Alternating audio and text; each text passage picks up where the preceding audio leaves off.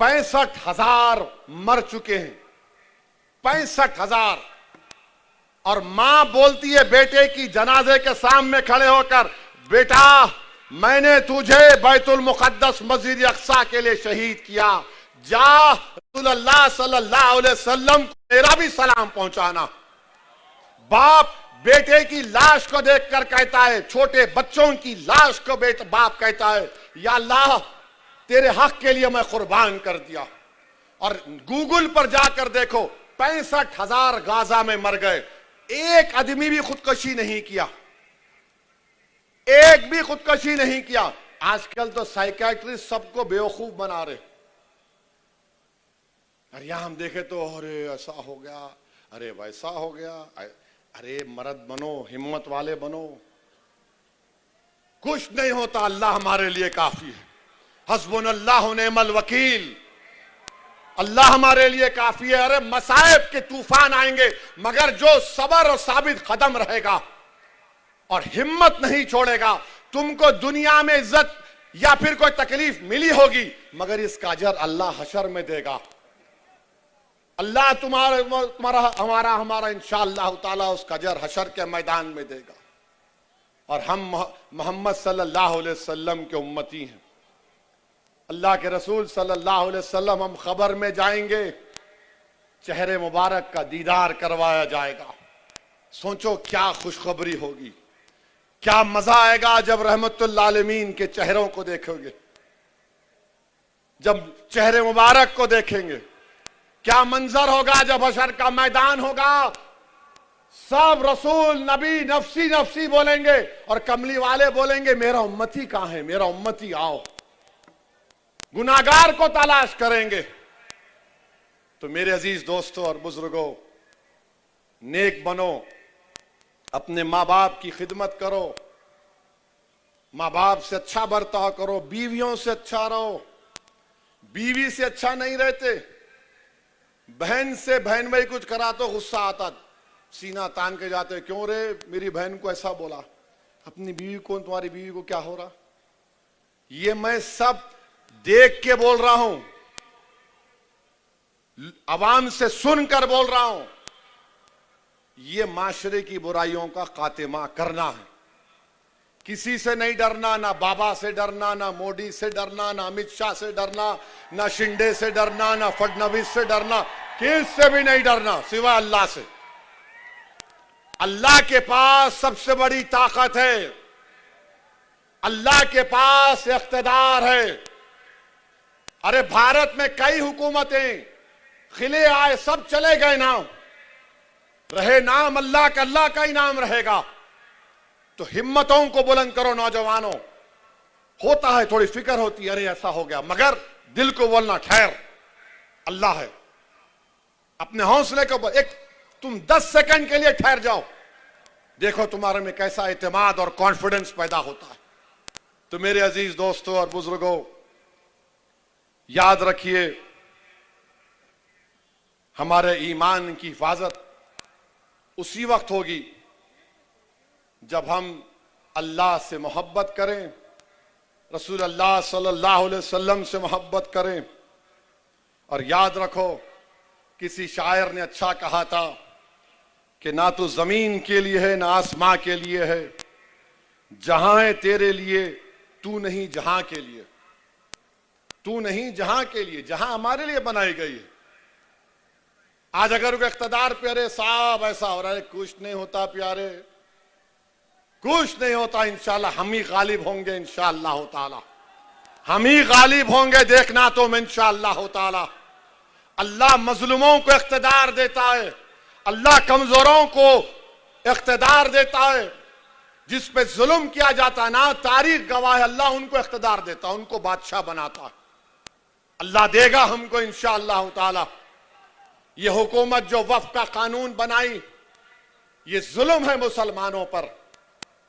हमारी मस्जिदों को छीनने के लिए कानून बनाए, हमारी दरगाहों को छीनने का कानून बनाए, कब्रस्तानों को, ईदगाह को छीनने का कानून बनाए। हमारे 200-300 साल की दरगाहें, मस्जिदों को यह कह दिया गया कि अब मालिक वक्त नहीं है, एएसआई रहेगा। क्या करना चाहती है हुकूमत? ये क्यों बीजेपी इतनी नफरत करती है मजहबी मुकामात से? हमारे क्यों कह रहे कि अगर कोई हिबा होगा तो बच्ची का हक नहीं लिया जा सकता? अरे मैं अल्लाह को दे रहा हूं, आपको क्या हो रहा है? लिमिटेशन एक्ट अप्लाई कर दिया गया ताकि जो वक्फ बोर्ड की जमीन पर काबिज है वो मालिक बन जाए। आप सोच रहे हैं नरेंद्र मोदी क्या किया आपने कानून बनाकर? आपने हमेशा के लिए बता दिया कि मुसलमानों को उनकी इबादत गाहों से दूर किया जाएगा। आपको गलत फहमी है भारत के प्रधानमंत्री। हम नहीं छोड़ेंगे अपनी मस्जिदों को इंशाअल्लाह ताला।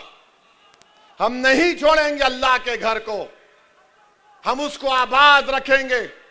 ये हमारे औलिया अल्लाह के आस्ताने उस वक्त भी आबाद थे जब जालिम और जाबिर बादशाह थे, आज भी आबाद है और सुबह कयामत तक आबाद रहेंगे। हमारी खानकाएं कभी वीरान नहीं होंगी। वहां पर अल्लाह का नाम लेकर दिल पर जरब मारकर जिक्र किया जाता है। वो होता था, हो रहा है और होता रहेगा इंशाअल्लाह ताला। हमारे कब्रिस्तानों में हमारे बुजुर्ग सीना तान कर सो रहे हैं, आप उसको भी छेड़ना चाहते हैं? मेरे भाई, ये वक्त मुत्तहिद रहने का है, ये वक्त मुत्तहिद रहने का है। और सुन लो भारत के मुसलमानों, सुन लो इच्चल करांजी के मेरे गयूर नौजवानों, तुम अगर अपनी सियासी लीडरशिप को मजबूत नहीं करोगे, नुकसान हमारा होगा, किसी का नहीं होगा। सियासी लीडरशिप बनाओ। बल्दिया का इलेक्शन आएगा, 1 होकर वोट डालो। एक एमपी था महाराष्ट्र में, इम्तियाज जलील, पूरे मिलके इम्तियाज जलील को रोकने के लिए कोशिश किए। शिंदे, शरद पवार, अजीत पवार, फडणवीस, सब बोले तेरा मेरा झगड़ा बाद में, पहले इम्तियाज को बिठाना है। पूरे बैठ गए एक साथ। एक एमपी नहीं है मुसलमानों का महाराष्ट्र से। 14% की आबादी है। डेमोक्रेसी की बात करने वालों, तुम झूठ बोल रहे हो, तुम झूठ बोल रहे हो। डेमोक्रेसी में अगर सबसे बड़ी अकलियत की आवाज नहीं होगी भारत के पंचायत में, तो क्या है? 23 जीत के आएंगे खाली। और मुझे नोटिस दी जाती हेट स्पीच की। भारत की पार्लियामेंट में आबादी के लिहाज से कम 55-60 मुस्लिम एमपी होने चाहिए।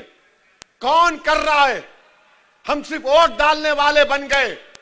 इलेक्शन आया, सेकुलरिज्म जिंदा रखो, वोट डालो और घर में जाके सो जाओ। मजलिस क्या कह रही है? पॉलिटिकल लीडरशिप बनाओ, वोटर मत बनो, सिटीजन विथ राइट्स बनो। सिटीजन विथ राइट्स बनो। वोटर बन गए तो सिर्फ वोट डाल के भूल जाओ। इच्चल करांजी में पावर लूम है,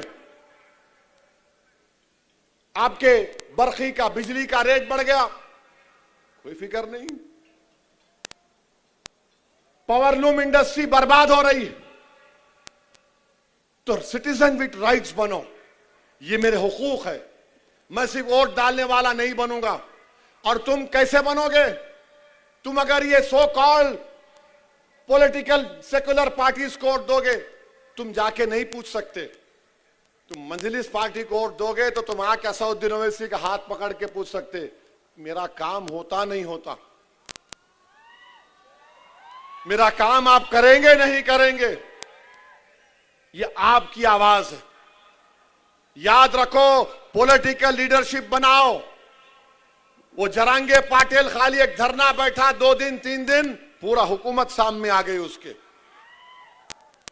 आप खाली नारे मारेंगे,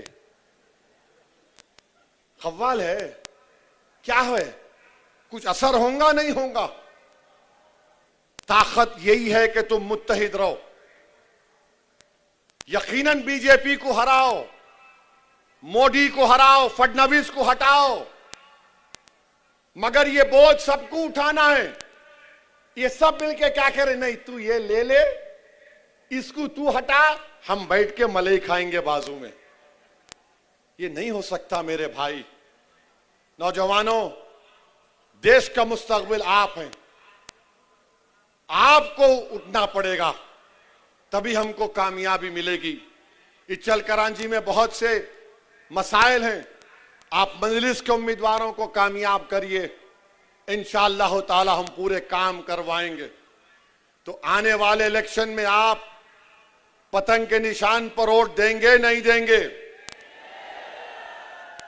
नहीं नहीं, दम नहीं है तुम्हारी आवाज में।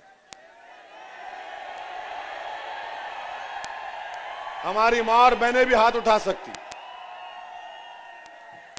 किसको वोट देंगे? और आजकल अजीत पवार बहुत ज्यादा है, उनके पार्टी के लोग वो ज्यादा ही बोल रहे हैं। ठीक है, सबके मुंह में जबान है, याद रखो, और मेरे मुंह में ज्यादा बड़ी लंबी जबान है। पतंग को वोट देंगे, पतंग को वोट देंगे, तो फोन की लाइट खोल के बताओ पतंग को वोट देंगे। खोलो फोन, बोलो पतंग को वोट देंगे, पतंग को वोट देंगे, मजलिस को कामयाब करेंगे। तो लगाओ मेरे साथ नारा, नारे तकबीर, मजलिस इत्तेहादुल मुस्लिमीन, मजलिस इत्तेहादुल मुस्लिमीन, महाराष्ट्र जिंदाबाद, महाराष्ट्र जिंदाबाद। अस्सलाम वालेकुम व रहमतुल्लाहि व बरकातुहू।